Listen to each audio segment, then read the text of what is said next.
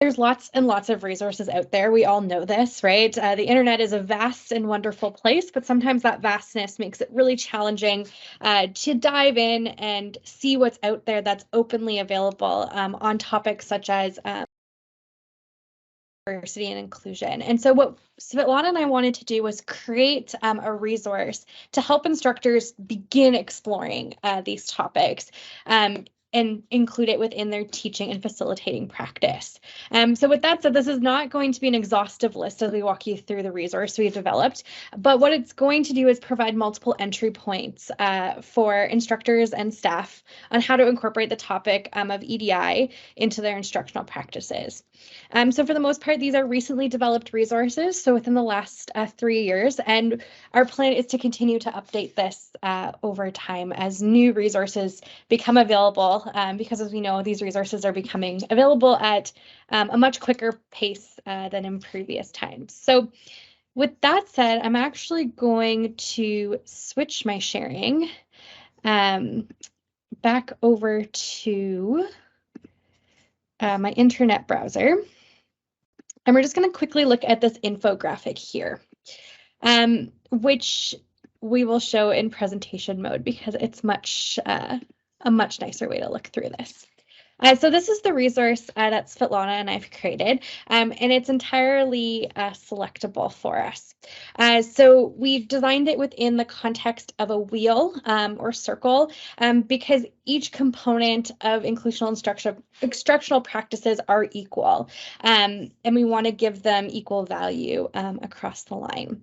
So if you were coming into this resource as an instructor, we'd maybe recommend going here to the Get Started selection and clicking into Getting Started. And as you'll see, there's been a flyer that's created, which is consistent for every resource we've featured. So our Getting Started selection, we have encouraged instructors to move into the teaching and learning tips that are included through the Center for Teaching Excellence. And there's a particular folio referred to as Inclusive Instructional Practices.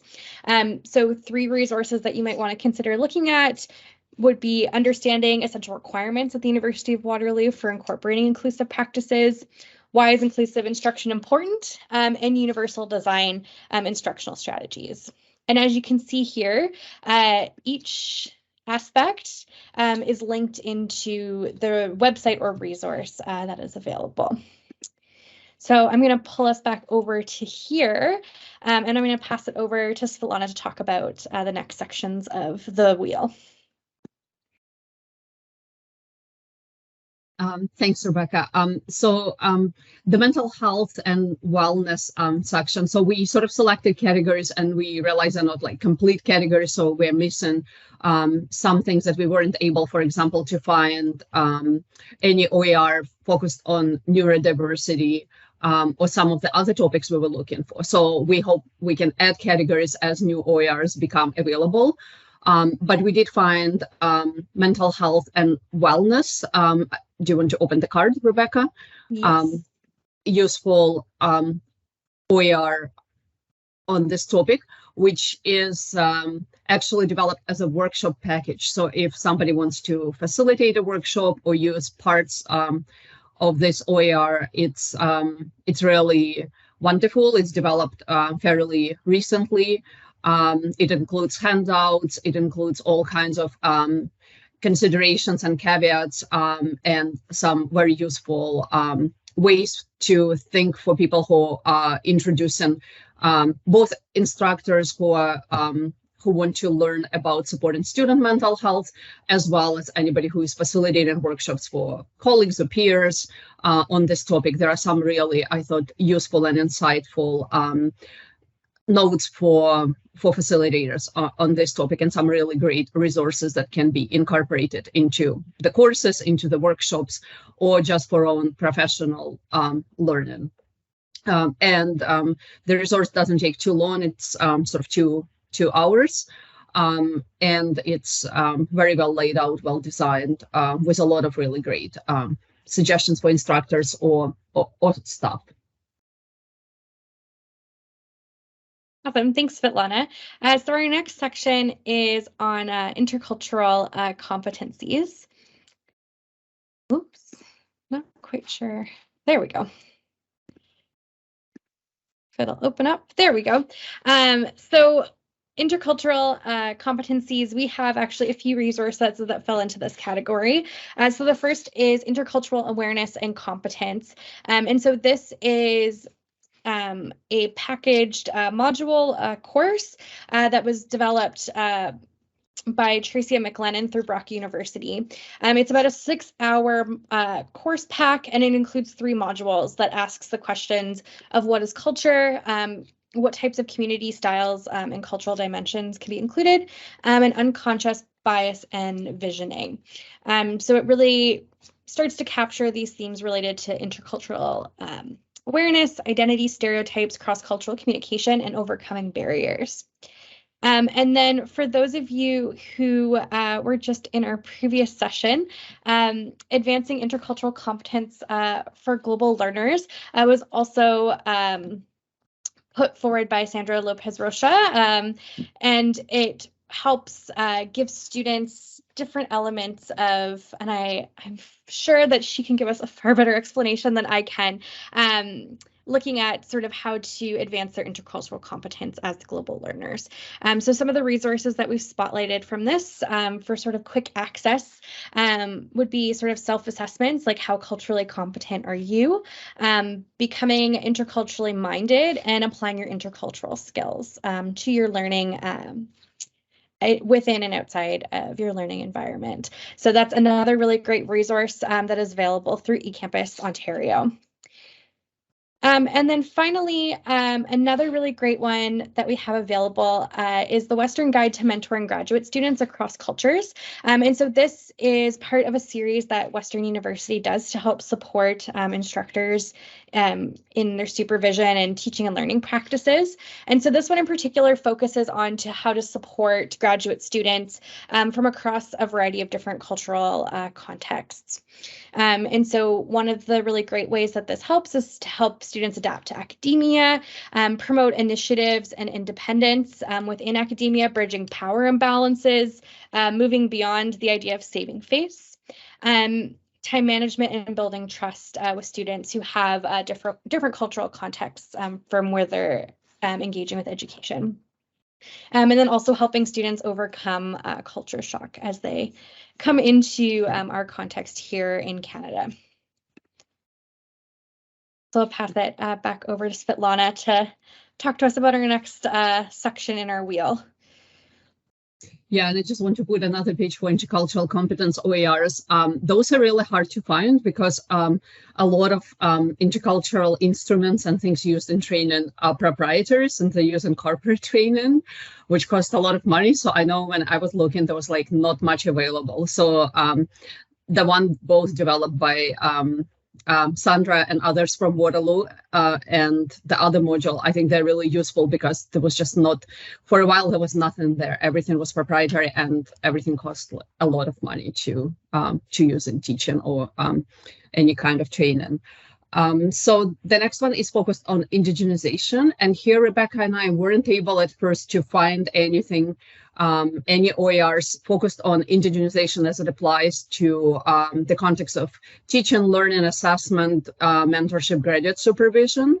There are, of course, great courses focused on Indigenous history and understanding more sort of from a historical standpoint, University of Alberta course. But what we were looking in relation to the context of sort of teaching, learning, assessment, mentorship, there wasn't much available. We ultimately found one resource that we think is good and definitely worth using, but it's not very well laid out in terms of from accessibility and usability standpoint. It's, I don't know what the technical term, those of you who are more familiar with terminology, it just a zip file that has to be opened as subfolders, and some subfolders are not opening well. So we were able to open most of the content and see the content, and we consulted with Leslie Wexler, who is our Indigenous Knowledges and Anti-Racism Senior Educational Developer at CTE, and Leslie connected with Indigenous Relations Office and institution that developed this module. And so Leslie recommended that it is indeed a good resource and very useful for people, but I just wanted to give you a heads up that it's not very easy to open the slide decks are available there with annotations, but some of the activities, Rebecca was able, I think, to open some of them, but I wasn't able to open all of them. But the content that I've seen is really good and really useful, particularly related to developing, thinking differently about assessment practices, thinking through indigenization lens in terms of teaching in general, but specifically very useful for thinking about assessment choices and rationales and philosophies around assessing student learning.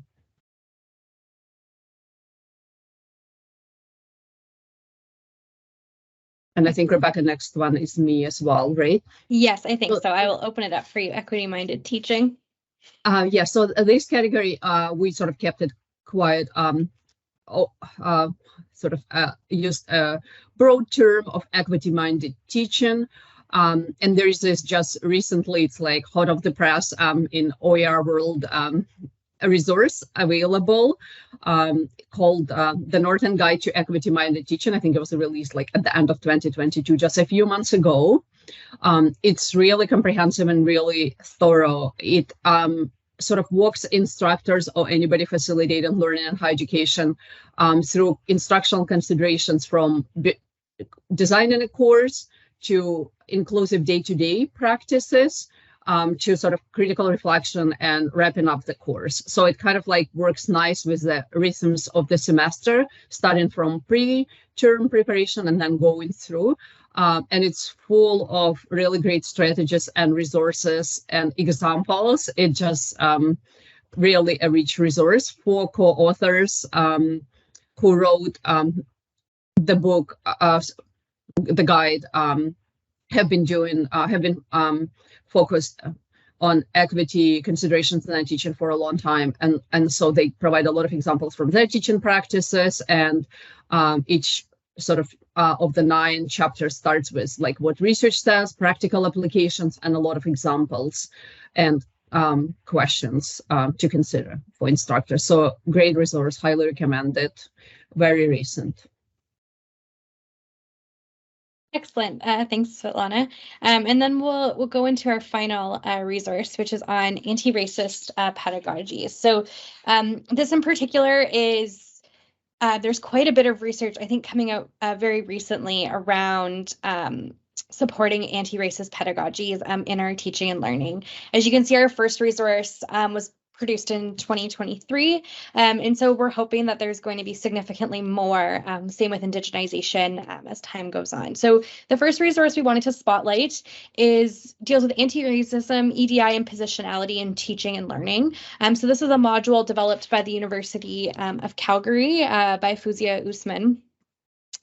And this is a really great online module series that takes about 2 to 3 hours and helps you dive in and look at positionality, intersection identities, what is racism, and then anti-racism in teaching and learning. So giving really great actionable items on how to incorporate this into your teaching and learning.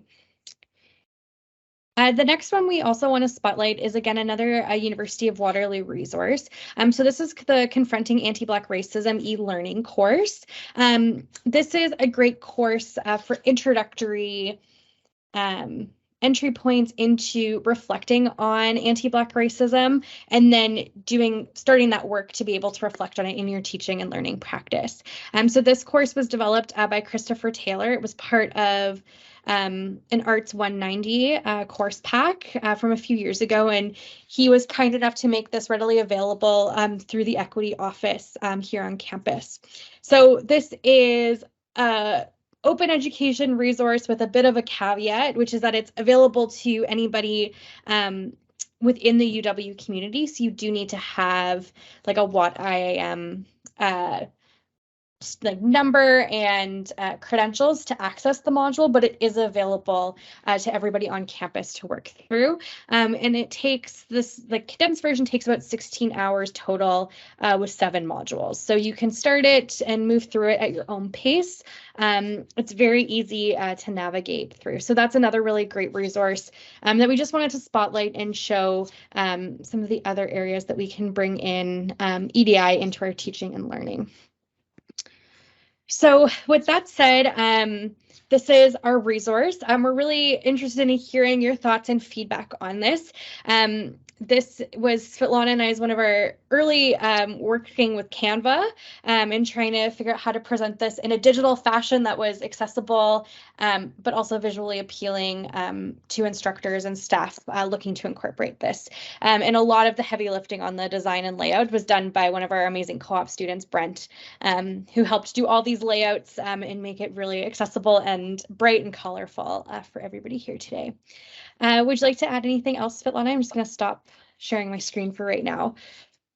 Yeah, I just wanted to mention just one more thing, Rebecca, to let people know about another great resource. I don't think it's very well known in Canadian higher education community, maybe because a lot of people who sort of started this resource. It's called Equity Unbound, and it's housed on One Higher Education website. So I put the link in the chat. And a lot of people are from UK, but the group that developed Equity Unbound resources is people all over the world, and there is a group of people from around the world who curate these resources.